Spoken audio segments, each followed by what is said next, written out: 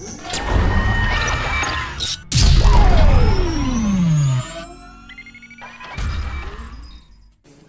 Dear students, welcome back again. तो जैसा कि मैंने बताया था, पोएम की समाप्ति पर आप लोगों को एक एक स्टैंजा का लाइन टू लाइन में एक्सप्लेनेशन बताऊंगा।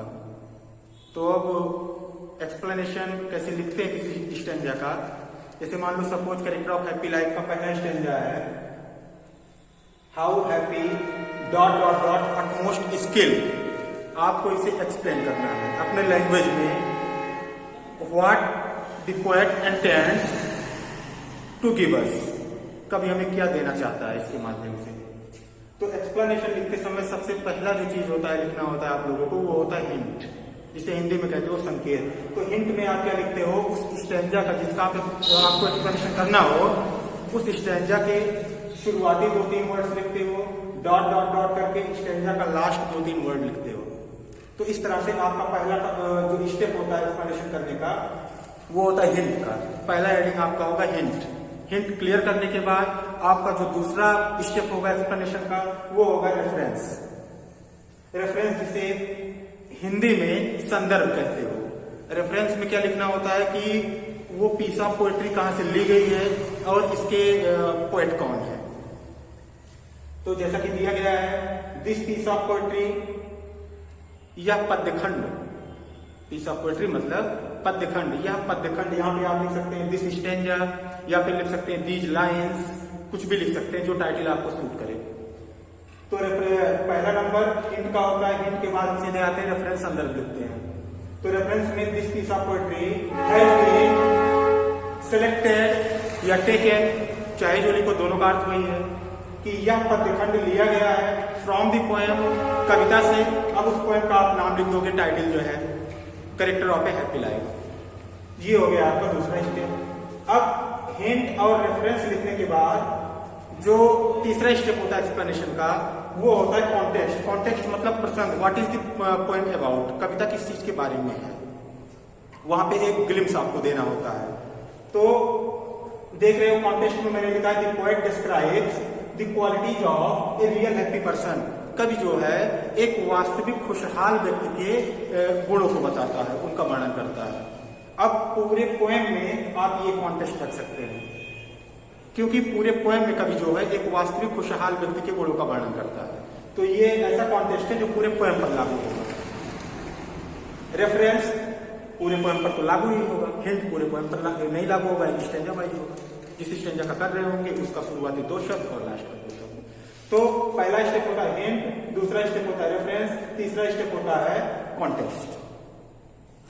अब लास्ट में आप लिखते हैं एक्सप्लेनेशन। अपने वर्ड्स में क्लियर करके बताते हो कि कवि जो है क्या कहना चाहता है। आपको पोएम का अर्थ क्लियर करके फिर अपने अकॉर्डिंग उसे कह देना है, लिख देना है, वही उसका एक्सप्लेनेशन हो जाता है।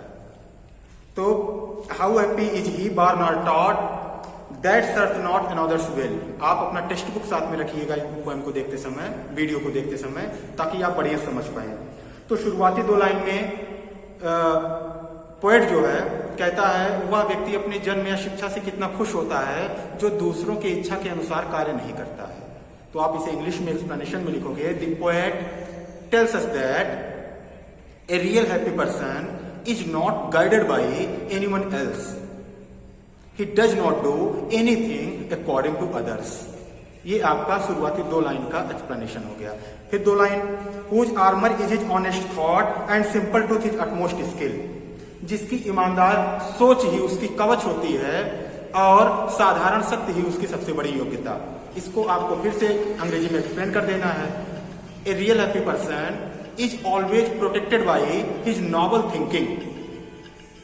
His noble thinking always protects him everywhere. He need not any shield। उसे किसी कवच की जरूरत नहीं होती है। फिर अंतिम लाइन जो है, His biggest quality is his speaking the truth। उसका जो सबसे बड़ा गुण होता है, उसकी जो सबसे बड़ी एबिलिटी होती है, उसकी सत्यवादिता होती है। तो ये हो गया शुरुआती 4 लाइन का एक्सप्लेनेशन। अब आप एक और चीज एक्सप्लेनेशन में एक महत्वपूर्ण चीज लिखते हो। जब आप किसी पोएम को एक्सप्लेन कर रहे हो तो अगर आपको कुछ स्पेशल मिला हो, कोई चीज आपको स्पेशल मिला हो, तो आप उसके लिए हेडिंग देते हैं एनबी। एनबी की जगह आप हेडिंग दे सकते हैं स्पेशल कमेंट। एनबी मतलब नोटा बेना।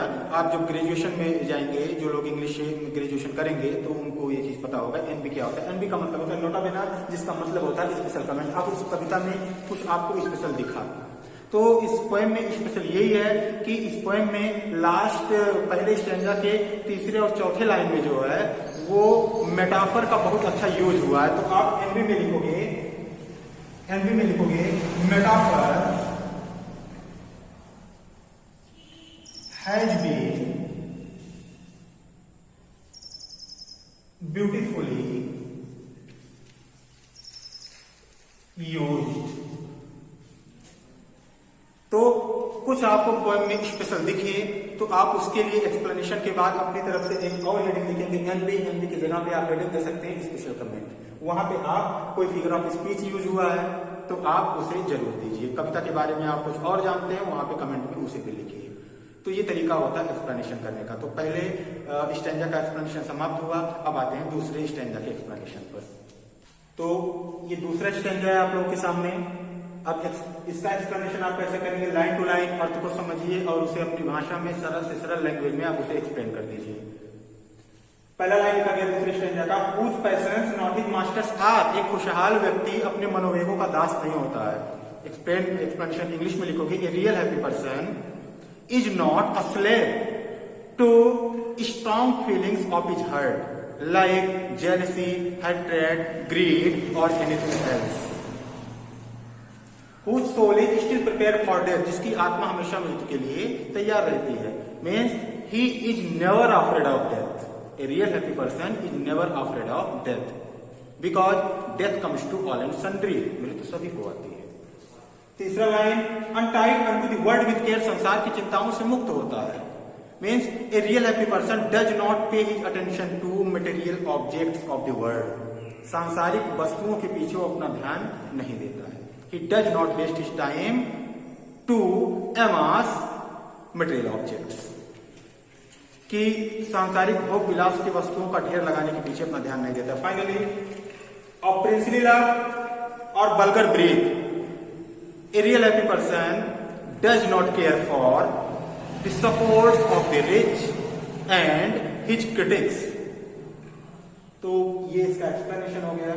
तो आप सरल से सरल भाषा में आप उसके हिंदी अर्थ को जानिए, पोएट क्या संदेश देता है, उसके बाद आप सरल से सरल सेंटेंस में उसे व्यक्त कर दीजिए। वही होता है एक्सप्लेनेशन। तो ये दूसरे स्टैंजा का एक्सप्लेनेशन समाप्त हुआ। अगला एक्सप्लेनेशन जो है वो पोएम के ऑक्टेव सेक्शन का है। जो ऑक्टेव है, जो 8 लाइन की पंक्ति है और सबसे बड़ा सेक्शन इस पोएम का, उसका एक्सप्लेनेशन लाइन टू लाइन देखिए पोएट क्या कहता है।